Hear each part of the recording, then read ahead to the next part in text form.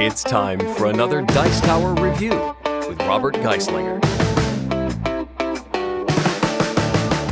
So I love worker placement games, but I'm also a sucker for anything involving spirits or fairies and anything with little watercolor-esque artwork. Today I'm going to be looking at a game that's going to tick off all of those checkboxes. In addition, it's going to allow me to build my own engine and maybe exploit another player's engine. Today I'm taking a look at Groves.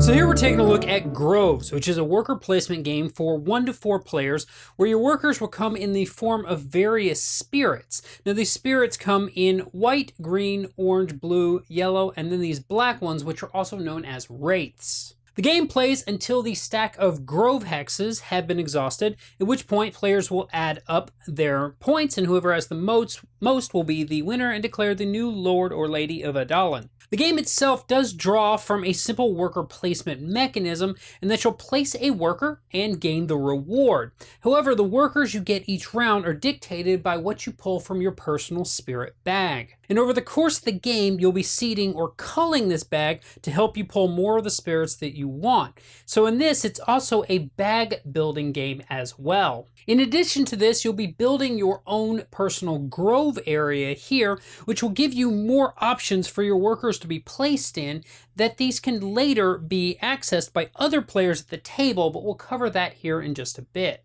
At the start of each round, players will pull 3 spirits from their bag, which will give them the workers for their round. Then starting with the first player, players will take turns placing their spirits on various locations, earning those rewards.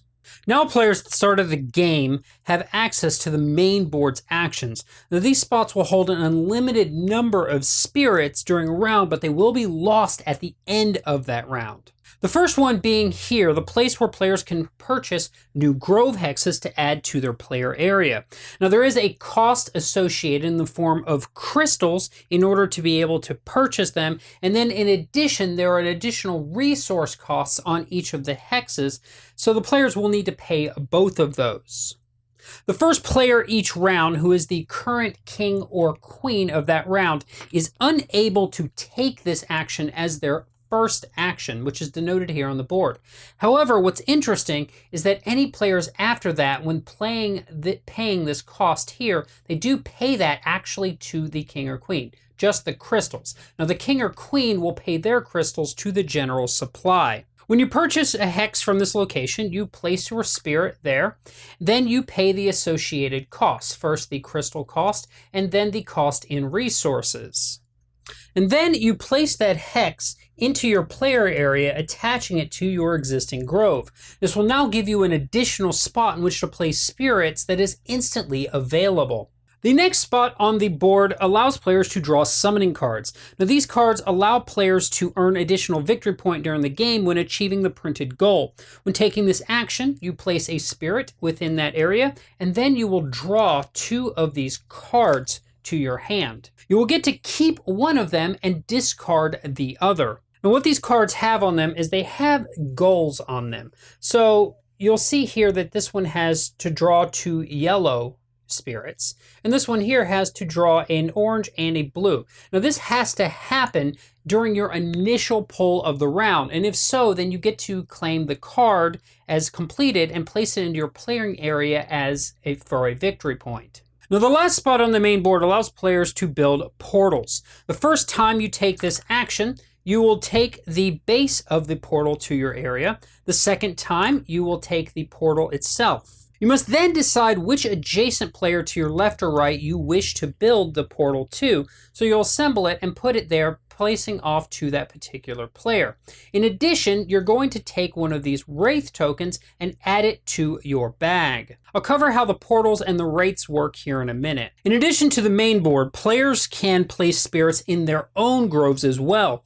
Now, placing a spirit there will gain the player the on the hex will give them the associated reward, and you start with 3 hexes already available to you. If you place a spirit on the hex, you get these rewards. However, if you place a spirit that matches the secondary bonus of the hex, then you will receive both. Such as here, where we would get either 2 crystals or a summoning item of our choice, and then if by placing this orange fairy, we would also get 1 additional crystal or 1 additional resource. Or here, where if we placed a yellow spirit, we get 2 of these little sun things, and then we would get an additional 1. Or the blue one here, and each player has their own starting one, such as here, where it's a green, I get a resource of my choice, and then I get a yellow symbol here. Now, wraiths may also be used here because wraiths allow us to act as a wild card. However, wraiths are a little different in that once a wraith is there, it's locked to that spot. And the only way to remove a wraith is to spend a white one to put it down and then send this one back to our bag. This is where portals also come into play, because if I had a portal to a player over to this side, and I do apologize, these don't stay together very well, but so they can come apart easily, then I can also place spirits in that player's area on any open hexes as well. Now, it's important because I'm going to lose that spirit, and I'll explain during the last phase of the round. It's important also to note here that hexes here can only hold 1 spirit. Now, play continues with each player placing spirits until all players at the table have gotten all of their currently drawn spirits used, including any additional spirits they may have pulled through the bag during the round. At this point, any of the spirits that are on this main board are automatically just returned to the general supply. Players will then return any spirits that are in their player area, including spirits that they themselves did not put there, say another opponent did. Those will all go back to your particular bag. The leftmost hex here, if it was not purchased this round, is discarded out, with everything sliding over that is still in play and a new one being drawn out. The crown is passed to the next starting player and continues on a new round. If at any point the final Grove hex is pulled into here, that signifies that this will be the final round of the game. But before I talk about the scoring, I do want to cover the realm bonus cards because we haven't yet. At the start of the game, 3 cards are placed here from a deck of cards that will indicate some bonuses that can happen either during the game or at the end of the game, and these are sort of achievements. Examples here is this one here is at the end of the game, whoever has the most groves is going to get 2 victory points. This one is the first to 3 of a kind in the same color can claim this card.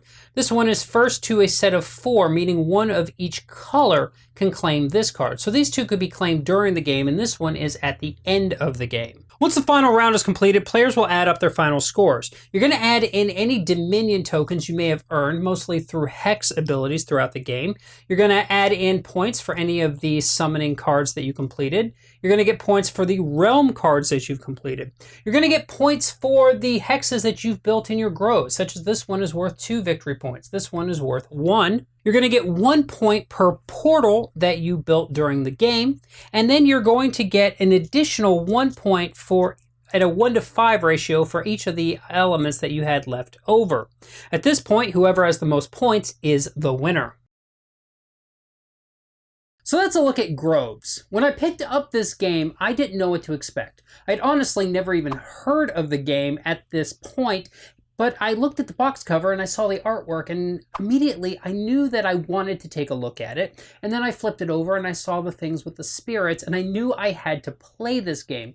So the artwork is really what drew me into this game, versus normally I'm drawn in more by mechanisms. So since that's the case, I'm going to talk about the artwork first. The artwork in this game is stunning. I found it to be very visually appealing, and it really drew me into the theme without getting in the way of the actual gameplay.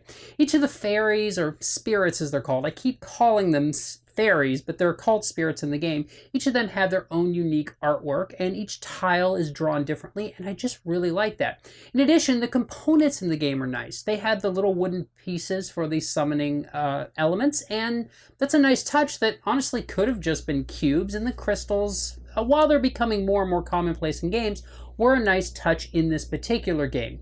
Now, beyond that, once I started playing the game, I realized this is a worker placement game, and I, as everyone knows, love worker placement games.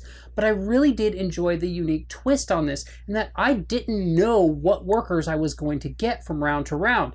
But I also liked how there's that almost deck building sort of thing, but really it's a bag building where I can at least try to mitigate the workers that I'm going to get. And what I really liked about that is I can make decisions. I can send those white spirits out to the tree, and that's going to help call them out of my bag. But once I build a portal, that's where this game gets interesting, because now not only can I block my opponents from using their own hexes, but I can fill their bag with my unwanted fairies, thus getting them out of my bag and allowing me to hopefully pull the spirits that I want, not only allowing me to take advantage of bonuses on hexes, but also to be able to take advantage of those summoning cards. So while this isn't a mean game, this can be a mean game. If you really do focus on what your opponents are doing and you try to stuff their bag full of fairies spirits, that they don't want, this game can get mean very quickly. Now, I've played the game at all player counts now, and for me personally, I think I prefer the game at 3. At 4, the game's okay, but there's one player you're not really going to be interacting with through those portals. At 3 players, everyone has the ability to interact with everyone.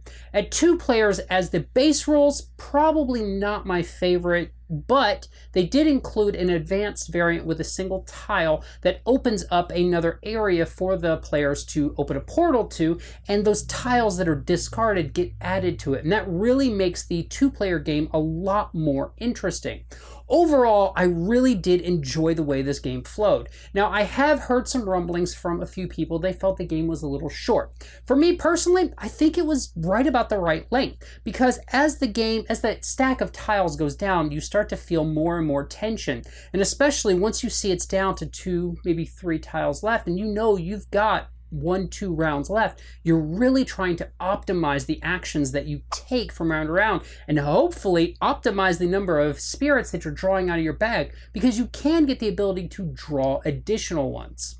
Overall, I really do like this game. I think that it fits well in my collection. The artwork is beautiful. It's simple to teach, and it plays in, for me, just about the right amount of time. I hope that you've enjoyed this look at Groves and it's helped you decide if it may or may not be right for you, and I look forward to seeing you folks next time. Thanks so much for watching the Dice Tower videos. Find more great videos and reviews, as well as our top-rated audio podcast at Dicetower.com. You can also find other great shows at Dicetowernetwork.com. I'm Eric Summerer, and you've been watching The Dice Tower. The Dice Tower is sponsored by Cool Stuff Inc., where you can find great games for great prices. Cool stuff in stock. Check them out at CoolStuffInc.com.